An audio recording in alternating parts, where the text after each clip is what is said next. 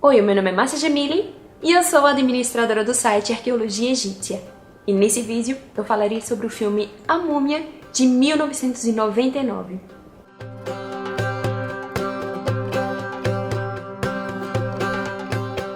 Sempre recebo muitos pedidos de vocês sobre os mais variados temas, mas temos alguns pedidos bem populares, e um deles é o filme A Múmia, que estrelou Brendan Fraser e Rachel Weisz. E esse filme é tão querido que praticamente todos os meses alguém comenta sobre ele lá no Arqueologia Egípcia, seja no site, no Facebook, no Twitter ou mesmo aqui no YouTube. E eu não tiro a razão de vocês, porque esse aqui é um dos meus filmes favoritos. Eu sei praticamente todas as falas. Eu não estou brincando. Eu realmente gosto muito dele, apesar das licenças poéticas, os erros históricos, os exageros arqueológicos. E ele é tão popular que acabou ganhando videogame, um parque temático e uma série animada até onde eu sei. Além de duas continuações, uma maravilhosa e uma outra... bom... existem controvérsias. Se contar o novo A Múmia, que estreou este ano e que se passa no mesmo universo, só que muitos anos mais tarde. E como eu já cansei de falar aqui no canal, este filme faz parte de uma franquia antiga que começou lá em 1932, com esta obra aqui, a qual eu já comentei aqui no canal, que estrelou Boris Karloff e a Zita Johnson. Ou seja, parem de falar que este é o primeiro filme, que este não é o primeiro filme. Tem muitos outros antes dele. O certo é falar que esse é o primeiro filme da franquia com o Brendan Fraser e a Rachel Weisz, que por acaso não está no terceiro filme, mas enfim, um dos muitos erros de Hollywood. E alguns pontos chaves desse primeiro filme aqui foram aproveitados, como o nome do sacerdote Imhotep, da sua amada Ankhesenamun e a tentativa de trazê-la de volta à vida se utilizando de um ritual proibido. E o seguinte castigo sofrido por ele, que foi ser sepultado vivo.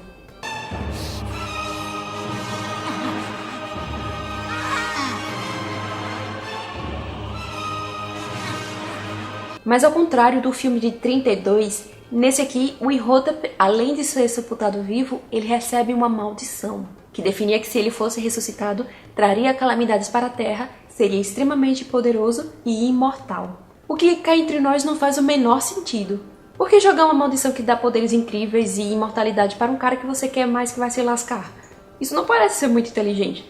Mas não estou aqui para julgar. A ideia desse tipo de vídeo aqui no canal é comentar as séries e filmes arqueologicamente, então vou tentar focar nisso. E a propósito, este vídeo não contém spoilers. E só fazendo um resumão desse filme aqui.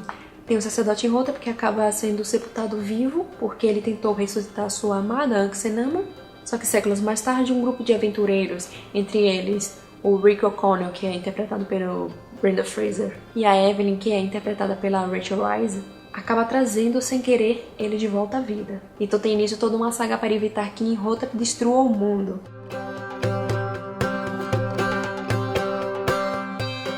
A abertura do filme, que por acaso é icônica, começa com a apresentação da cidade de Tebas. E Tebas de fato existiu, mas não daquela forma. Afinal, eles colocaram templos e pirâmide atrás. As únicas pirâmides que existem em Tebas são pirâmides pequenininhas, que são dos nobres. As maiores ficavam em outras regiões. A exemplo do platô de Gizar, onde tem a grande esfinge.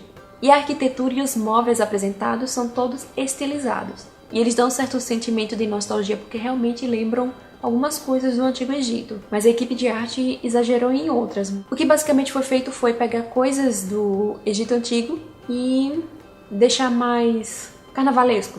Da mesma forma, as roupas. A gente reconhece alguns cortes, alguns desenhos, mas tem aquele dedo de Hollywood, sabe? E a propósito, espero que em breve saia um vídeo especial sobre vestimentas no Antigo Egito. Daí vocês vão aprender de fato como é que os egípcios se vestiam. Eu espero. E tem a famosa pintura corporal do corpo da Ankhesenamun. Também é uma licença poética de Hollywood. Existem imagens de mulheres do período pré-dinástico com coisas em seus corpos que lembram pinturas corporais. Mas não existe consenso se seriam tatuagens ou de fato pinturas. Tem um vídeo sobre tatuagens no Antigo Egito aqui no canal. E sobre o faraó Seti, que também é apresentado bem no início do filme. Um faraó chamado Seti I realmente existiu. Ele reinou durante a 19ª dinastia, mas ele não tem nada a ver com o faraó do filme, que foi totalmente criado para o enredo. E a propósito, a roupa do faraó está simplesmente espetacular, porque de toda a produção do filme ela é a mais próxima do que a gente poderia ver no Antigo Egito. E a famosa cidade de Ramunaptra. Desde o início do meu site, Sem Brincadeira, lá em 2008, eu sempre recebo mensagens perguntando se a cidade de Ramunaptra realmente existiu, e a resposta é não. Ela é um lugar totalmente ficcional. E o Livro dos Mortos apresentado no filme, que é aquele artefato belíssimo, com folhas de pedra e tal, ali também é invenção. Quer dizer, o Livro dos Mortos em si realmente existiu, mas eram rolos de papiros. E a produção achou que ficaria legal botar ele como se fosse um livro todo bonitão e tal. E a imagem dele encantou tantas pessoas que tem gente que realmente acredita que era daquela forma. Mas não, eram rolinhos de papiros.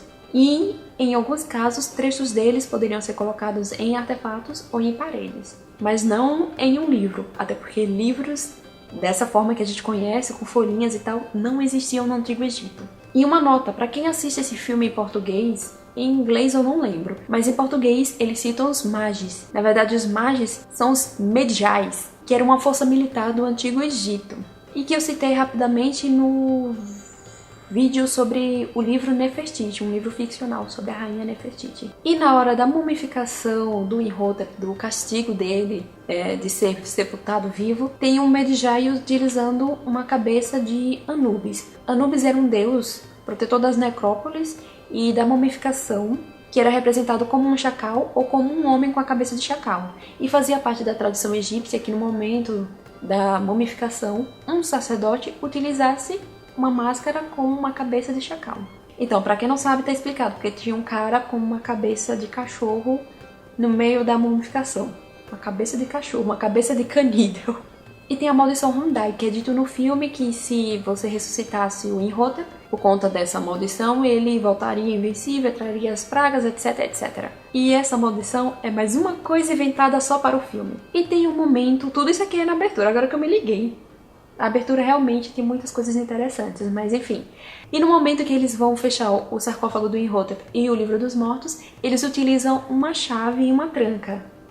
Isso também não existia no Antigo Egito. E saindo da abertura, dando sequência ao filme, temos a apresentação dos personagens principais. E temos a Evelyn e o seu irmão Jonathan, que é meu personagem favorito. Eles são descendentes de uma egípcia com um inglês. E na história egípcia, na história contemporânea egípcia, nessa época que está situado o filme, o Egito ainda era colônia da Inglaterra. E isso explica por que a presença deles vivendo no Egito. E vai se seguindo toda a trama, os personagens principais se conhecem e tal, e eles chegam a Ramunaptra, porque a Evelyn quer encontrar em Ramunaptra o livro de ouro de Amon-Ra, que por acaso não existiu também. E ela e o irmão dela, Jonathan, contam com a ajuda do Rick O'Connell. E conversa vai, conversa bem, eles vão entrar dentro de um túmulo e utilizam uma técnica de espelhos para iluminar o local. Eu já ouvi falar sobre o suposto uso dessa técnica no Antigo Egito, mas foram em livros antigos, nos livros atuais eu não vi nenhum comentando sobre essa técnica. Então é aquele negócio, será que foi invenção da cabeça dos primeiros arqueólogos? Realmente eu não sei. E vale lembrar que esse filme recebeu consultoria de um egiptólogo.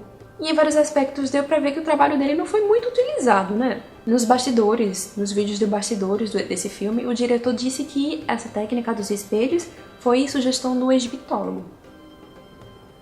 Como eu disse, só vi comentários sobre esse assunto em livros mais antigos. Nos livros atuais não vi nada acerca. E assim, livros antigos, diga-se, os livros escritos pelos primeiros arqueólogos. E alguns deles não eram bem confiáveis, sabe? E esse filme é recheado de armadilhas em tumbas. É sabido que os antigos egípcios tentavam enganar os saqueadores, mas armadilhas ao nível do que aparece no filme, não. Tem uma cena, por exemplo, de uma armadilha com ácido, que está bem distante da realidade egípcia. E os nossos queridos exploradores, além de armadilhas, eles têm que lidar com escaravelhos carnívoros. Os famosos escaravelhozinhos que saem por aí comendo as pessoas. De fato, existem escaravelhos que comem carne humana, mas essa carne humana precisa estar mortinha da silva para ele comer. E um dos pontos chaves da trama é quando um grupo de exploradores encontra uma arca em que tem uma maldição escrita e o egiptólogo vai lá traduzir. Aquela maldição em si não existe. Aliás, ela existe. É que o texto foi inspirado na maldição fictícia que existiria na tumba de Tutancâmon. E eu digo fictícia porque ela foi inventada pela imprensa inglesa. Eu não lembro exatamente como é a maldição, mas eu acho que era a morte chegará veloz, a morte chegará em asas velozes para quem abrir, blá blá blá blá blá blá. Eu realmente não lembro. E dentro dessa arca tem 5 vasos canópicos, mas um deles não tem nada a ver com o Antigo Egito. Para quem assistiu o meu vídeo sobre vasos canópicos aqui no canal, sabe que só existiam 4. Eu até hoje não entendo porque incluíram um quinto. E em um dado momento é contada uma piada sobre utilizar a múmia de Imhotep como lenha. E essa piada tem um fundo de verdade, porque entre o século XVIII para o XIX, algumas múmias, principalmente de animais, eram vendidas como lenha. Ainda bem que as leis de proteção ao patrimônio arqueológico melhoraram muito nos últimos anos. E eu falei sobre armadilhas e tumbas, mas no filme também tem passagens secretas. Daí eu não sei como explicar bem para vocês. Nas tumbas egípcias, de fato, existiam passagens secretas, mas não era para a pessoa viva utilizar. Normalmente eram pequenas passagenzinhas para que o morto pudesse caminhar de uma câmara a outra. Mas passagens secretas com paredes se movendo, o chão se abrindo, isso é pura ficção.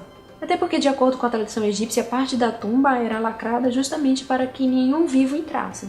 Algumas tumbas tinham o espaço de socialização dos amigos e parentes, mas a outra era totalmente proibida para os vivos. E alguns de vocês devem estar achando que é meio exagero explicar muitas coisas óbvias, como, por exemplo, sobre passagens secretas. Mas é que tem muita gente que realmente acredita nessas coisas, que vê filmes de Hollywood ou séries retratando isso e acham que realmente essas coisas existiam. Se tem uma coisa que eu aprendi muito com o site durante esses anos, é que a gente não deve subestimar a inocência humana. E tem um dado momento em que Imhotep consegue entender um dos personagens que vivem na contemporaneidade, porque esse personagem sabe falar a língua dos escravos.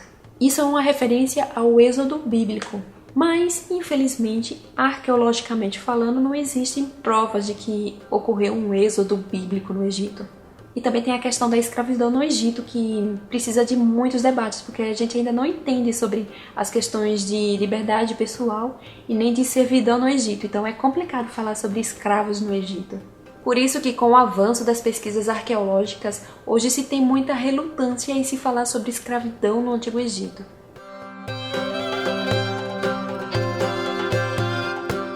De acordo com o diretor do filme, todas as falas em egípcio antigo foram gravadas anteriormente por um egiptólogo, e então reproduzida pelos atores.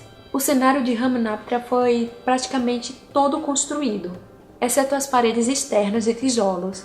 Ali são estruturas arqueológicas reais, se eu não me engano, pertencentes a um forte português. E outra coisa, o filme não foi gravado no Egito. A parte desértica, inclusive esse forte português, está situada no Marrocos. E originalmente o filme ia explicar o que o personagem O'Connell, que é norte-americano, estava fazendo no Egito com a Legião Francesa. Mas para não atrasar a história, o diretor resolveu tirar esta cena. E tem um personagem Bene, cuja nacionalidade não é citada em nenhum momento no filme. Mas a título de curiosidade, ele é húngaro. E aquela cena da biblioteca que apresenta a personagem Evelyn. Somente uma tomada foi gravada, e ela custou cerca de $12.000. E por fim, vocês lembram que eu disse que esse filme aqui tem alguns pontos que foram retirados desse daqui? Então, neste filme aqui, o personagem do Imhotep, depois que ele é ressuscitado, ele se esconde e depois volta para o convívio com as pessoas. E ele adota um novo nome, que é Adef Bey. E neste filme daqui, o Imhotep ele não assume uma nova identidade. Entretanto, tem um personagem, ele não está aqui, mas tem um personagem daquele moço do deserto com roupa negra, com uma tatuagem no rosto. Então, o nome dele no filme é Adef Bey, que é uma homenagem a este filme daqui. Eu espero que vocês tenham gostado dos comentários que eu fiz sobre esse filme. E caso ainda não tenham assistido aos comentários do filme de 32, não deixem de assistir, porque faz parte da história do cinema e inclusive da história do Antigo Egito na cultura popular. Enfim, se você gostou desse vídeo, deixe seu curtir. Caso ainda não seja inscrito no canal, não deixe de se inscrever. E não deixe de nos seguir nas redes sociais. E obrigada por assistir esse vídeo e continue acessando o site.